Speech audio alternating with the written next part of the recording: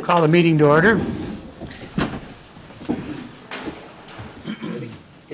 I pledge allegiance to the flag of the United States of America and to the republic for which it stands, one nation, under God, indivisible, with liberty and justice for all.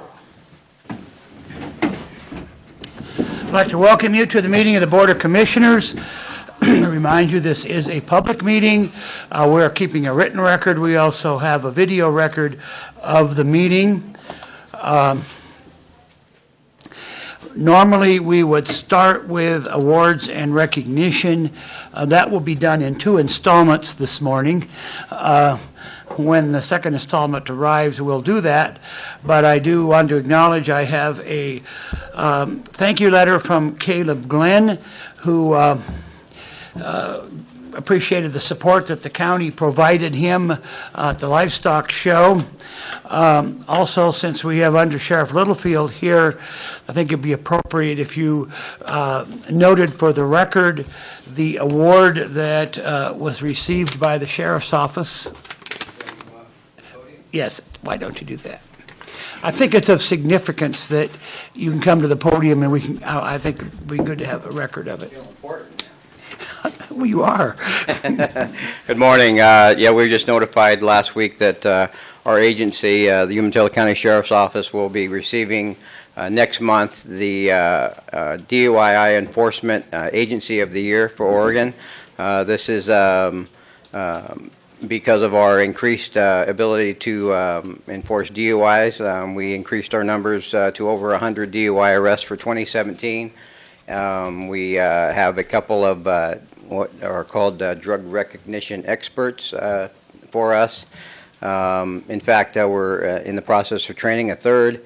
Sergeant Josh Roberts kind of leads that program, and he's one of the, not only is he a DRE, but he's also a DRE instructor and a regional coordinator for this part of Oregon. So coincidentally, him and Deputy Rankin are at training this week.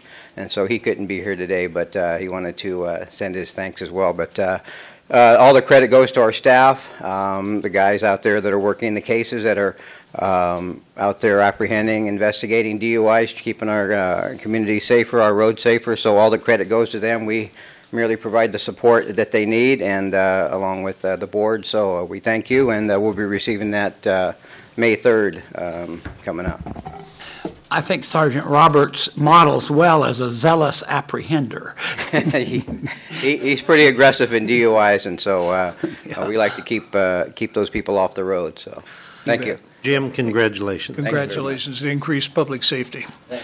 Okay, we'll move on to acknowledging the minutes. We have minutes of April 4th, 2018. Chair, I move approval of the minutes of April 4th, 2018. Second. All in favor, say aye. Aye. Aye. Okay, do we have any additions to the agenda? I thought you told me we had one, Council. It's on the list. It's number 11. Oh, okay. All right. Is there anybody in the public who wishes to address the Board of Commissioners other than those things which are scheduled as part of the agenda? All right. Then we will move on into our agenda. The first three items on the agenda deal with solid waste. Gina, are you going to be mistress of ceremonies? Yes, sir. Okay. That'll take away half our audience, won't it? Yeah. The only thing is, if we let you go first, you have to stay till the end or we won't have an audience. Good morning, Commissioners. Gina Miller for the Planning Department. And I'm honored to have with me Dennis Olson, our newly appointed, or to be appointed chairman of the Solid Waste Advisory Committee, and Mike McHenry, who is replacing Susan McHenry on the committee as a franchise representative. The first thing we have are the franchise renewals. We met on April 6th, I believe. And the committee reviewed all of the franchise renewals applications for disposal and collection franchises held in the county by Humbert's Sanitary Disposal, Pendleton, and Eastern Oregon from Pilot Rock, and then also Quality Compost, which is a disposal site in Milton Freewater, which is not inherently a solid waste receptacle, but they do take things that require the franchise. So, and all were approved for recommendation to you for final approval for another year of extension of their 10-year franchise. And Mr. Olson has you have the paperwork? Yes. Okay. I do have a question. A few years ago, we went through a couple issues with one of those.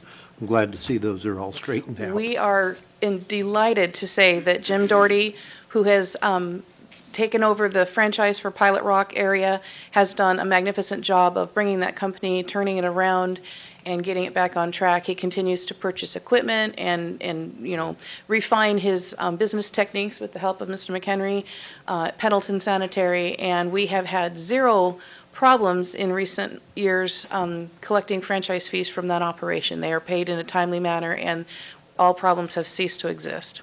Great.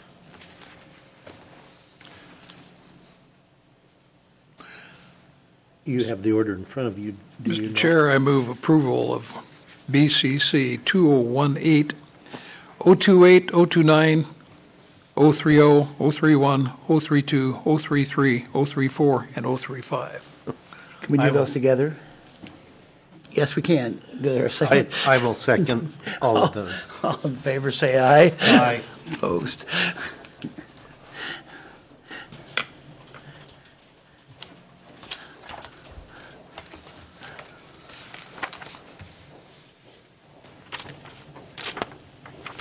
Okay. Excellent. Thank you. I'll let the franchise know that they've been renewed for another year. Okay.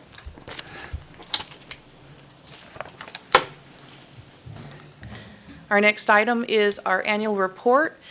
Typically, this has been brought to you by Chair Susan McHenry in the past, but as we all know, she did finally retire.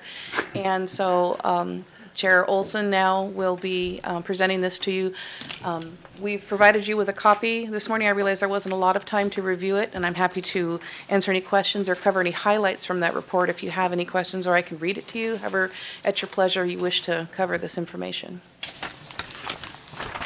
The only comment I would have, Gina, is that as I look at your new chair's signature in the bottom of this, he probably is excited to be back in the realm of doing land use stuff. So In public service, we are Public very service, thrilled to so. have him, yes. Dennis, welcome. One thing I would like to point out, Commissioners, is the barriers that we identify from year to year and some changes that have come as a result of Senate Bill 263.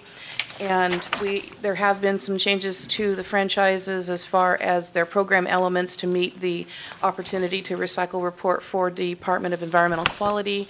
They are incumbent to respond to them every year. And if you have any questions, Mike McHenry is here and is very familiar. He served on the committee that helped at some point. And if you have any questions about those changes, this was the bill that several years ago we met and you formulated a letter in opposition of the changes. Unfortunately, it went ahead and passed. And so now that increased rates for the franchises to the state to support and add 17 positions to DEQ staffing. That was the main point of the opposition, but now that we're seeing the turn of the tide, it's mainly an analytical numbers crunching game at this point for them. But we did recently receive word, one of the other barriers identified was that we haven't had a real consistent representative to work with our solid waste committee, and just recently we finally did get someone, and I believe he's out of the Bend office. Oh, he's here.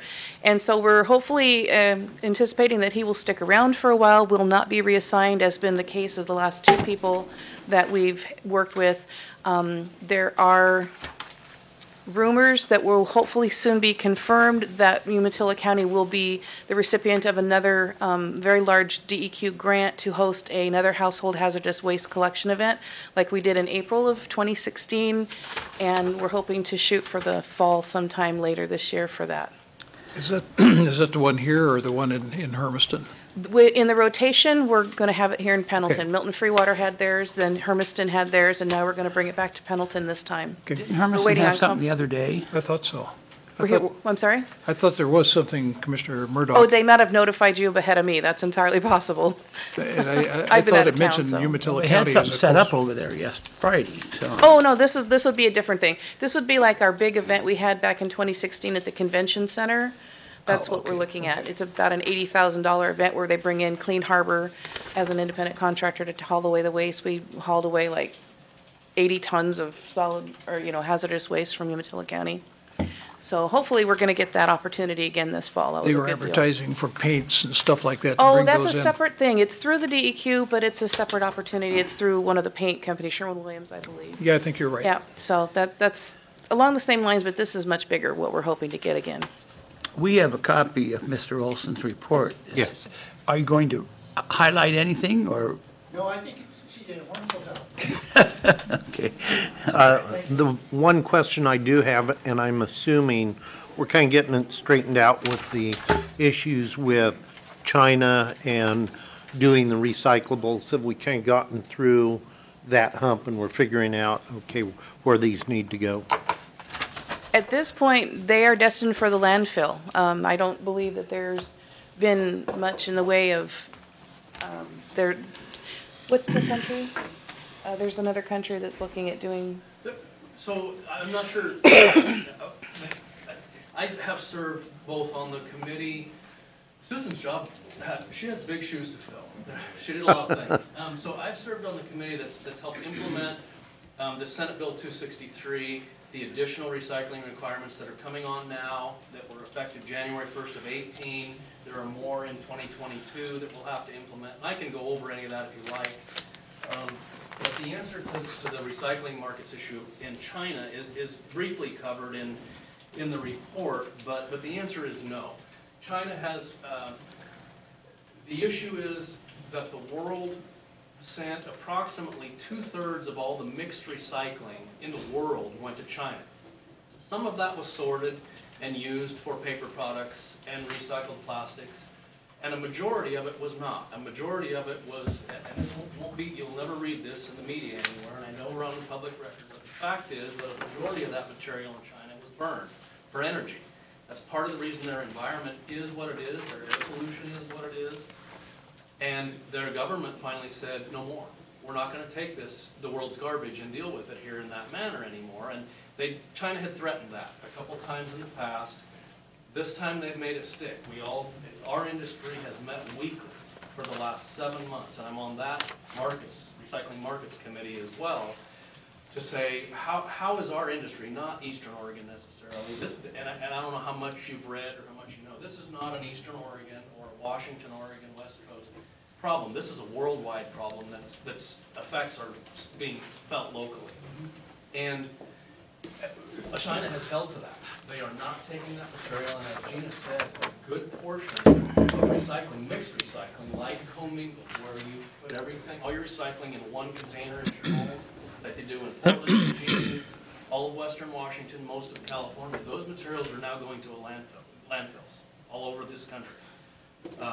And our industry is at a reboot point, saying, what are we going to do? How do we change our programs so that these materials get recycled rather than landfilled? Anyway, so no, the answer is no, it has not been resolved. Mike, are they working on technology to sort it out so that it isn't mixed anymore? It'd be segregated into various kinds? Well, I really appreciate your question, because one of the things, having done this for over 30 years, is I personally I was always opposed to commingled recycling, because what that does is, and our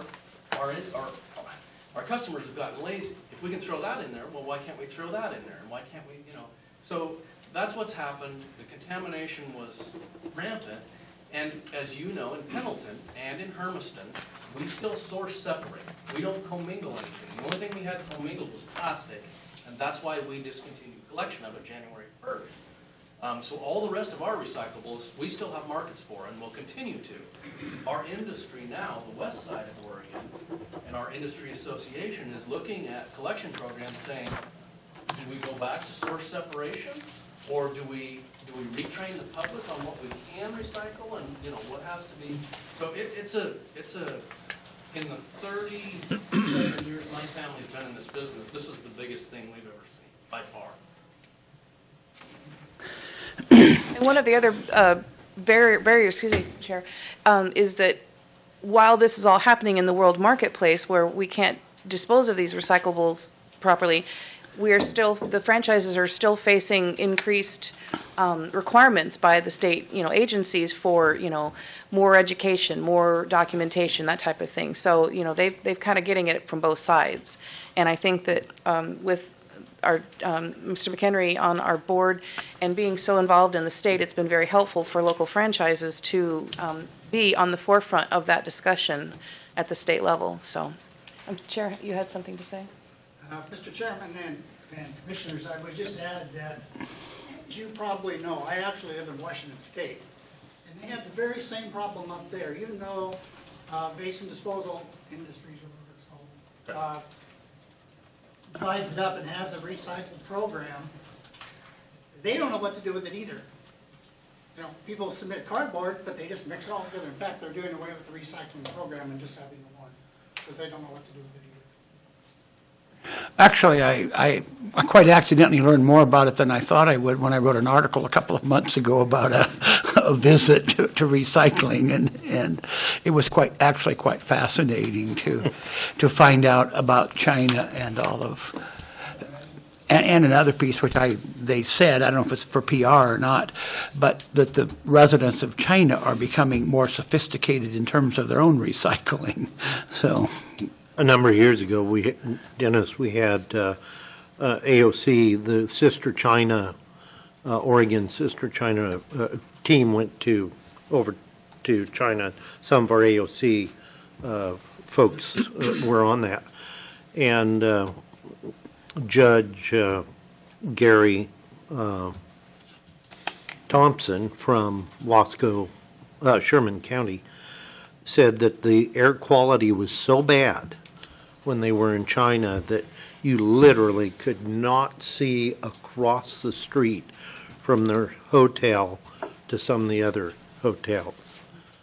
And hopefully that'll eliminate some of that, because when you talk about the westerly trade winds, those end up bringing some of those contaminants across to the United States and other areas. Other questions? This is a complete aside, Dennis, but is Leonard Dietrich still a presence? Leonard Dietrich? I don't know. Okay. He still owns the transfer station there. That's Derek's father, and he's still involved in the small land. Okay. That's all I have for you today on the annual report, Commissioners. Okay, appointments to the Solid Waste Advisory Committee, or Doug, are you going to handle that? Sure, I can. What's coming before the board today is due to the retirement of Susan McHenry. There is technically a vacancy on the committee, and Mike McHenry is willing to serve the remainder of that term. So it's before the board for that official appointment. And then also to recognize that the chair is now Dennis Olson, and then the vice chair will be Mike McHenry. Do we need more than one motion? It's all in one order. All in one order. Okay. Well, we're kind of grouping them anyway. Yeah, that's true. Mr. Chair, I would move we approve Board Order 2018-027. Is there a second? Second. All in favor, say aye. Aye. Aye. I think we should offer our thanks to Susan for her service and all that she's done over the years with this committee. We'll miss her. But Mike, good step in. Thank you. Well, I don't think she's completely divested herself of all of her county duties. No, just this one. Yeah. All right, thank you. Thank you, Commissioners. She's Yep, carried. thank you for coming. This one for quite some time. All right. Item number 4, vehicle purchase DD program. Do we really have to stay? No, you don't. I was kidding. Thanks. Good morning. Holy smokes. It's a heavy one. Go ahead, Kim. Kim Weisenflute, CDP. And I'm here to request or ask for permission to pay for some vehicles that we got some bids on. I was here previously a couple months ago to ask for to go out for bid for 5 vehicles, 4 to 5 vehicles. We ended up getting bids for compact cars as well as mid-sized cars, and so I'm asking that we be allowed to purchase 3 compact cars from Tom Dinchell Ford and 2 mid-sized cars from Bruce Chevrolet.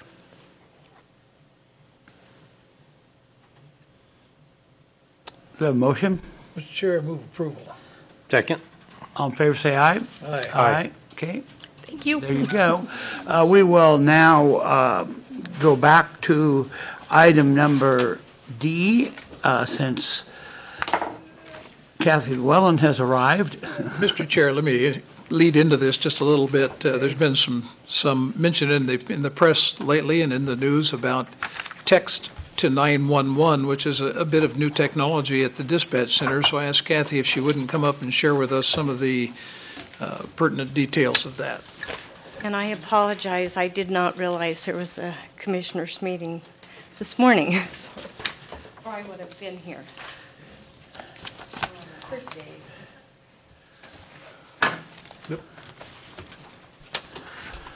Thank you.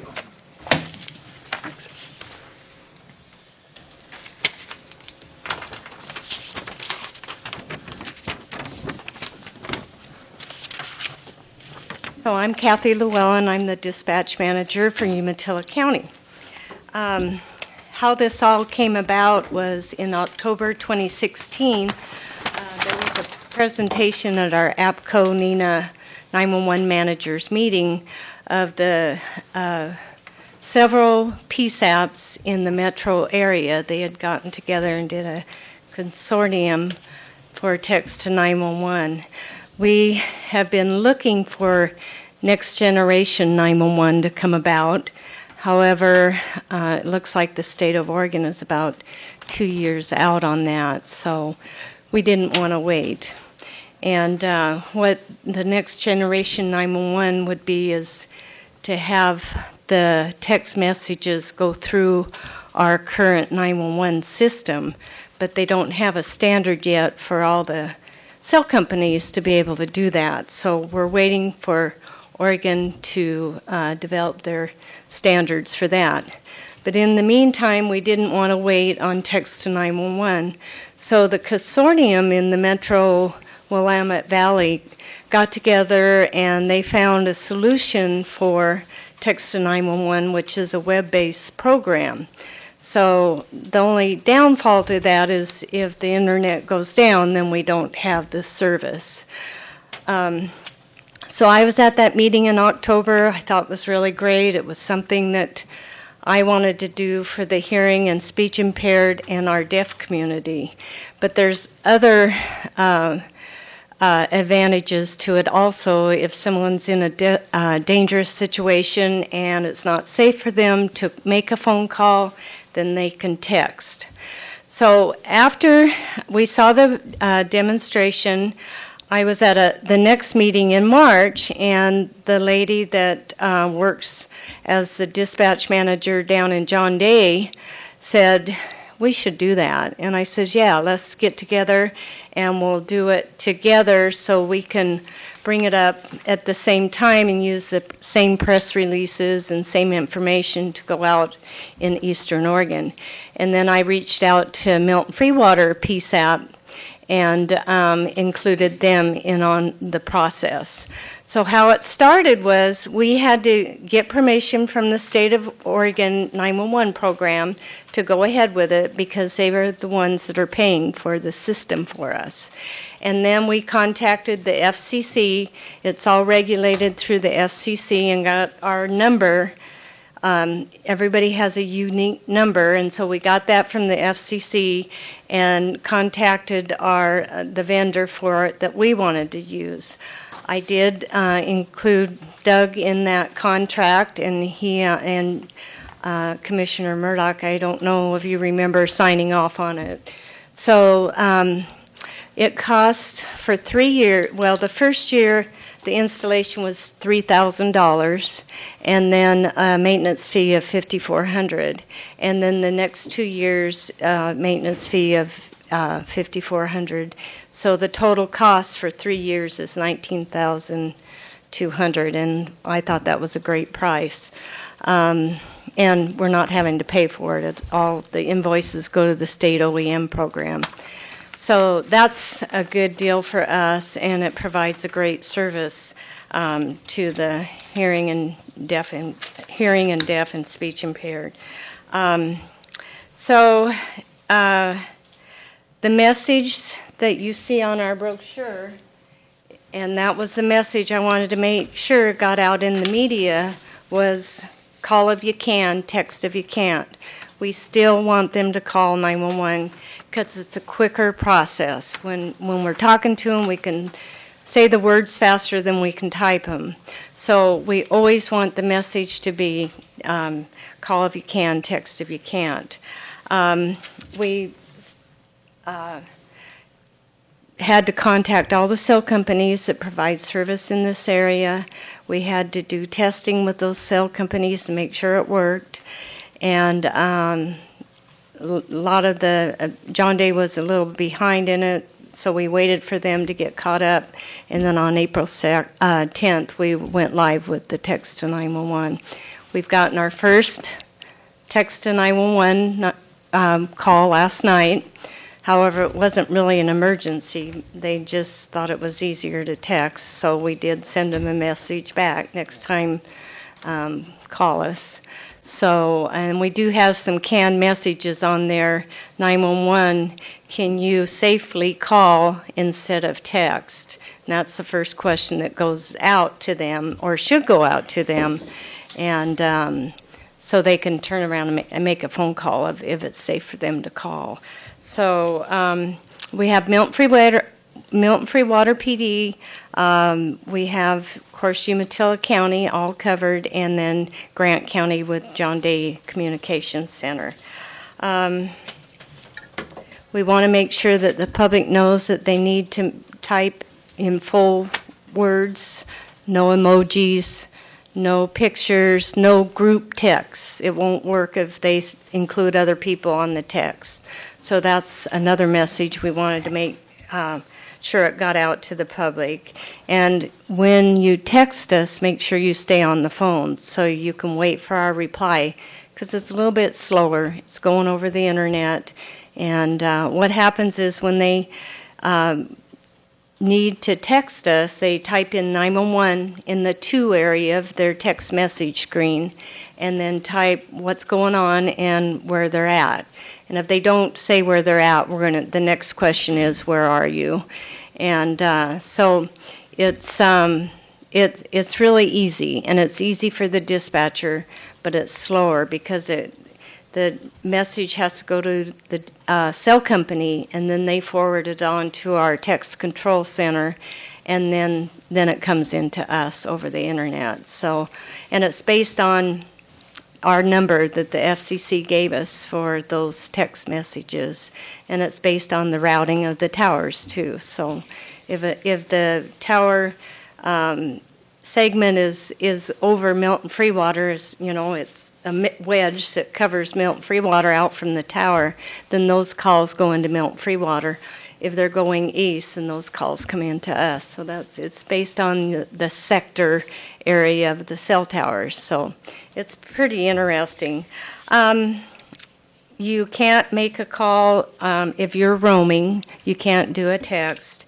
And if we're down, they'll get a message back that says this service is not available in this area right now. So if you're traveling and you do a text message and that area does not have text to 911, you'll get a bounce back on that. So, it's going to be a great program. In the metro area, they haven't had a lot of text messages because the message is call if you can. But they've had some saves too. There was a lady that was kidnapped, and she was able to text the message, and they found her and saved her. So it's a great service. Kathy, how much time, say that I'm on this and I text 911 that my house is on fire, How long does it take for that to get to the fire department? Well, I would say it takes about 3 seconds to get into us, That's quick. and then we would tone the fire department, but we would continue on the conversation. Everybody in the dispatch center has the website up, and so when it comes into us, it makes a distinct sound. It's kind of a jingle sound, and the phone number comes in and it wobbles, so it really draws your attention to it, and then the dispatchers just click on the phone number and start the message back to them. And we can also transfer those calls to Milton Freewater, John Day, Bend. Deschutes County has the system. Frontier in Condon has this system. So only the areas that have the system that we can transfer to, but we can also relay the information to. And So. Morrow County does also. Not yet. They do not yet. They do not. So. How about Union allow? I know they're looking at it, but they don't have it yet. The next generation of 911 you mentioned earlier, will that then create a direct to the dispatch connection rather than going through a message center? Right. It will come directly into our center through the 911 system, but the technology is quite Message centers involved. will then be eliminated. Right. So that's why we only did a 3-year contract. So. If somebody is over on the freeway, we'll say 82, between Hermiston and the Tri-Cities, how will that work where it's out of the state, out of the county, Yeah, in that area? We have some cell towers there on Radar Road, and so those should come into us. Okay. Where we get into trouble sometimes is when people go across the river and there's a cell tower over there, and it just depends on how it hits on that segment of that wedge that goes out. So I don't believe Benton County has text to 911. So. And I'm assuming probably Walla Walla County doesn't either. Mm-mm. And the Union Bulletin did a nice article on it. They had all of our talking points and everything in there. It really looked nice. So EO did a nice article too. So. Okay. Any other questions? Well, thank you very much. Well, I thank you for letting me spend the time to do that project, because it really is good for the hearing impaired and deaf community, and we have several in this area, so that's why we wanted to do it. But if we get those other saves in there, it would be great. So. Call if you can, text if you can't. Right. Oh, I feel like I'm on the cutting edge of technology because I can text. Okay. Does your phone Recent acquisition of knowledge. I learned a lot when I was doing all the texts. Does your flip phone allow you to Thank do you, that? Kathy. But I do not have a flip phone anymore. Thank How about you, your Kathy. bank phone? Thank you. Thanks, Kathy. All right. We'll go back to our agenda. The next item involves the sheriff's office as well. So are you going to introduce this, or? Well, I can. This is coming from the sheriff's office about a new style, a new arrangement on supervision of the sergeants supervising the deputies in the patrol and investigative division. Correct. We're seeking an adjustment in the structure of the criminal division, which is our patrol and investigation division. We've increased the number of patrol deputies significantly over the last few years, I think more than doubled. And so, but we haven't addressed the supervision piece of that. So we're seeking to add a couple patrol sergeants from our current ranks, not any new positions, but making a couple of our current patrol deputies, move them into supervisory roles, and that would help us to provide better supervision and support for our line staff, especially in the event that one is absent. We spoke earlier about Sergeant Roberts. He's currently out of the area. at that DRE training, so that leaves Sergeant Gregory to supervise all of the patrol deputies. In addition to the deputies that are actually on duty, they could be responsible for any reserve patrol deputies, any ATV snow marine, or Corps of Engineer deputies that are out on the road as well, which increases the number of people that they have to supervise in any given circumstance. In addition to the direct supervision they provide, they also do many administrative duties, oversee many of our programs from managing our patrol grants, our contracted police services. They have a lot of things on their plate, so they're being stretched pretty thin as is with all their duties and the number of people they have to supervise. So adding a couple will help us share that load, be more efficient, more responsive to the citizens, we believe. It'd allow them, the patrol sergeants, also to fulfill another part of their role, which is to provide actual patrols. They like to be out on patrol as well.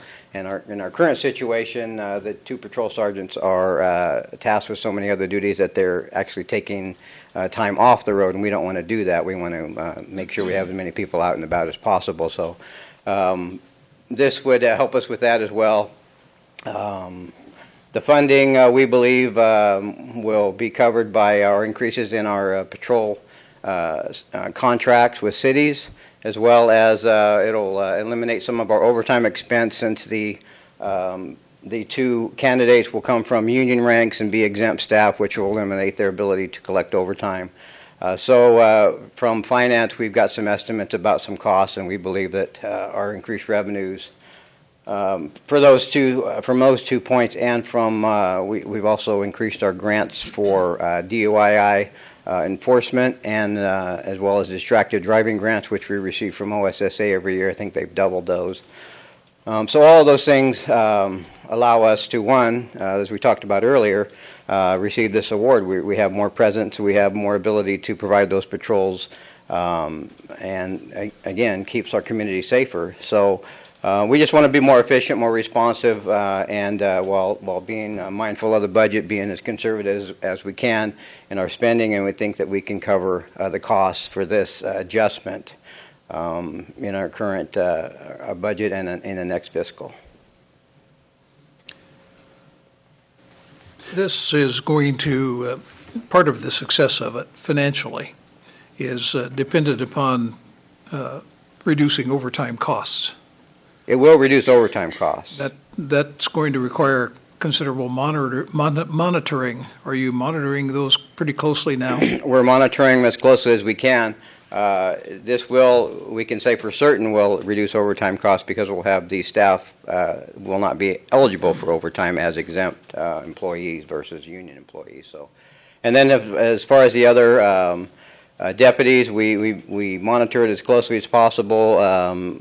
Our deputies, we don't still have 24-hour coverage, so there are times when we need to call people out.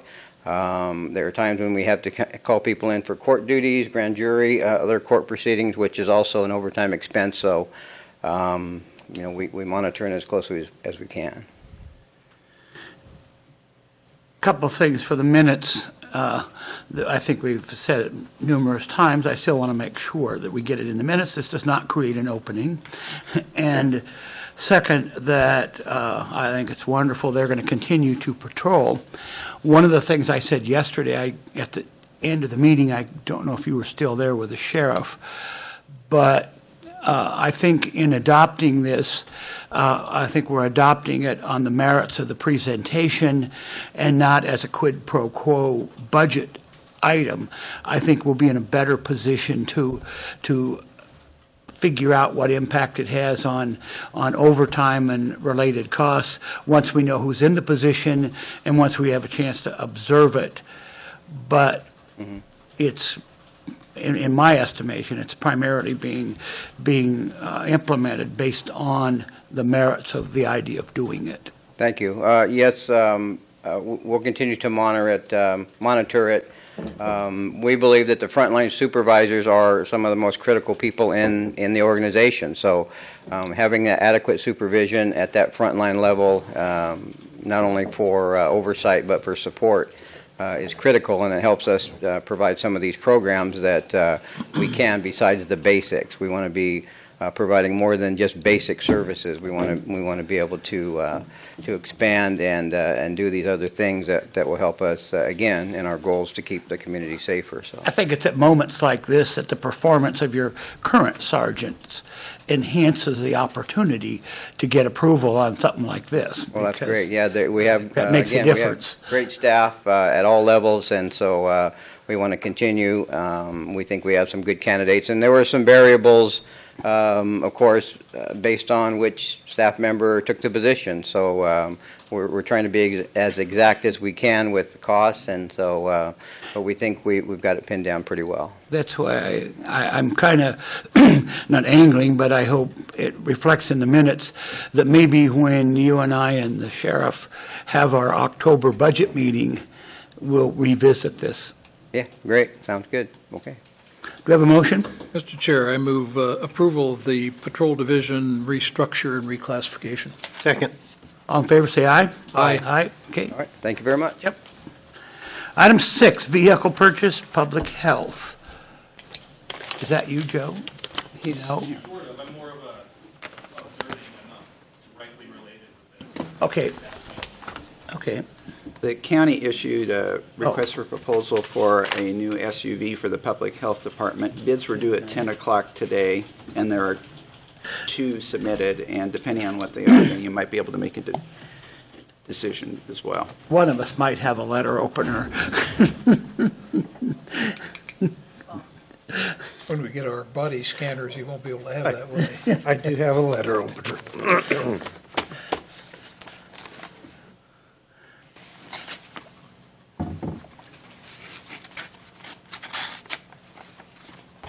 It's kind of like the Academy Awards. And the winner You'd be is? like Johnny Carson to hold it to your forehead. Well, the new standard is to misread it, isn't it, or whatever they do. Yeah. Stumble on it, yeah. I think I will send these to someone who knows what they say.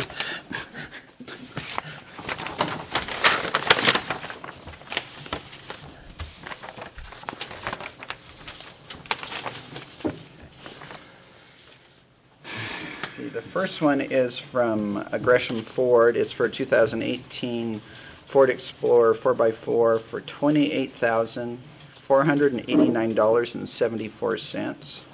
And it's to be ordered and received within 120 days. An Explorer? What in the world are they going to do with an Explorer? And there are multiple ones from Tom Denschel. The first one is a 2019 Cherokee Latitude for $23,750. It is also to be ordered and received within 10 to 12 weeks.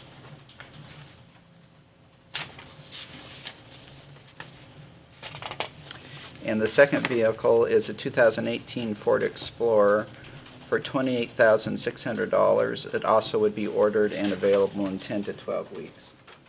So of the 3 vehicles, the low one would be $23,750 on the 2019 Cherokee. That's 23? Yeah, $23,750.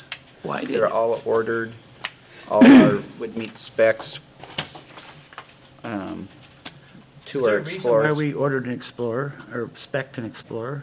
We didn't spec, we spec'd a SUV. And then we normally give an idea of what type that they would want. So the biggest concern they had is they were looking for all-wheel drive or four-wheel drive for traveling through passes and so forth in inclement weather with this vehicle. Okay. That was, my understanding was the biggest factor in choosing the vehicle. For And them. all vehicles meet that criteria? Yes. Okay. Mr. Chair, I move approval of the bid from Tom Denschel Ford of $23,750 on a Jeep Cherokee. Second. Favor say aye. Aye. Aye. Okay. All right, thank you.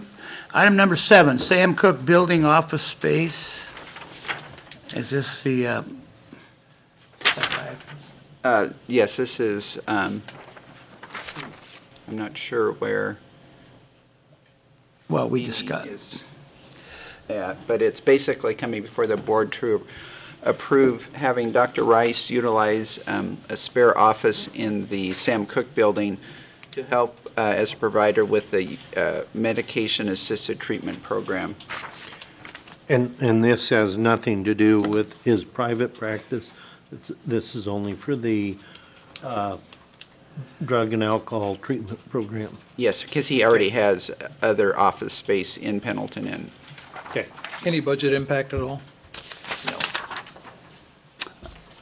I move approval.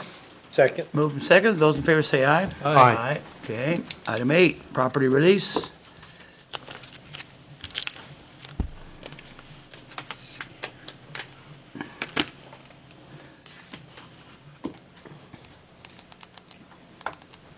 This is coming before the board for approval. This is related to a transaction that occurred back in 1958 when the county sold some property to Westland Irrigation, and within that deed reserved mineral rights. It was for substantial pieces of property. Over the years, the county has been requested to release its mineral rights, and it has done so. In the current situation, Lamb Weston is in the process of doing an expansion, and as a result would require to have the full interest in the property, including mineral rights.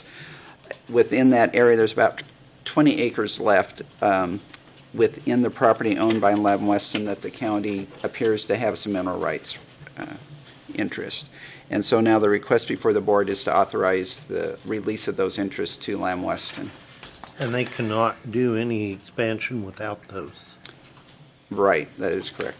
Really kind of interesting that the mineral rights are separated from the rest of the property, and I know I've encountered that in other properties, and particularly in the west part of the county, that mineral rights were retained. And in some cases, farming disrupted when they came in to open it up to gravel, and it's kind of a dicey situation. So I don't blame them for doing this, and would move approval.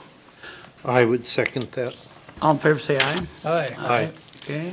And a note, Doug, mineral rights also include gas and oil, do they not? Yes, it is, yes. And that's some of the reason folks held on to that, because of the possibility there was natural gas or oil deposits. Okay. Item number 9, Echo Community Benefit Plan grants. We have 2, I believe. Yes.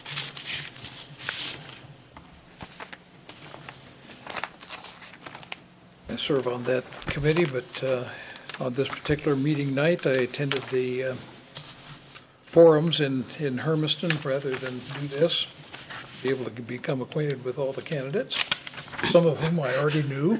The city council particularly. And the requests are for Echo Fire Department for a Scott Sight system, $5,600, and for a camera security station 1 for $4,922. And Mr. Chair, I move approval of BCC 2018-036.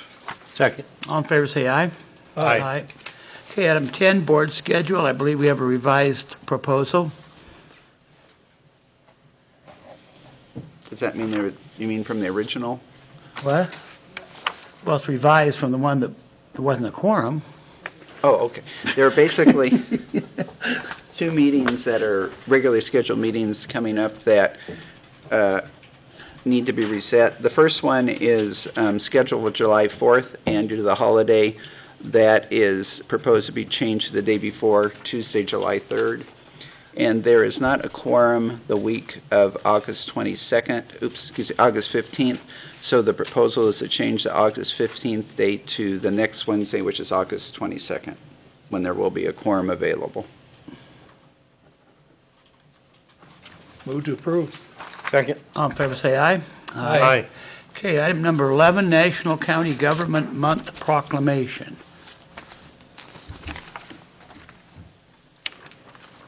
Would our board member want to do that one? This is National Government Month. I don't know if there's a point in reading it for the audience.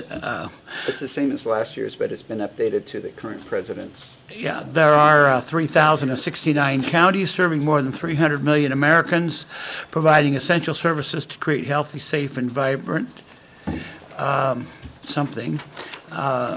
And counties are valuable throughout the country.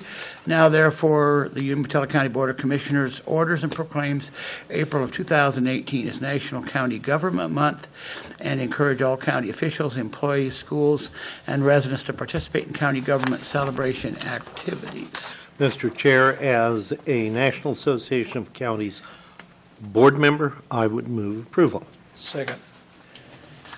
Okay, I think based on the fact this is April 17th, we need to be expedient. As we do for the in our celebration. Yeah. the telecommunications people last week, which we missed.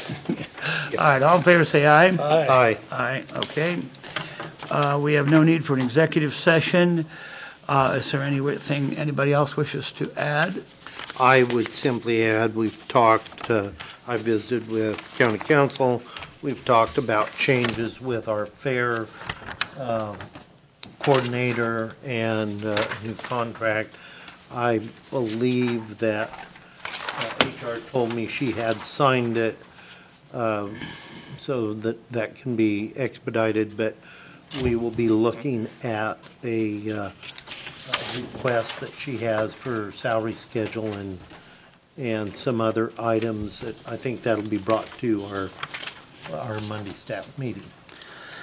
And did I hear something that the Hermiston City Council had rejected the idea of a modular building for the fair? That's correct. Yeah. They do not want to have modulars on the EOTech site. They'd rather have a permanent structure. Okay. We have withdrawn our request for consideration to the city, to the Umatilla, Milton Freewire School District.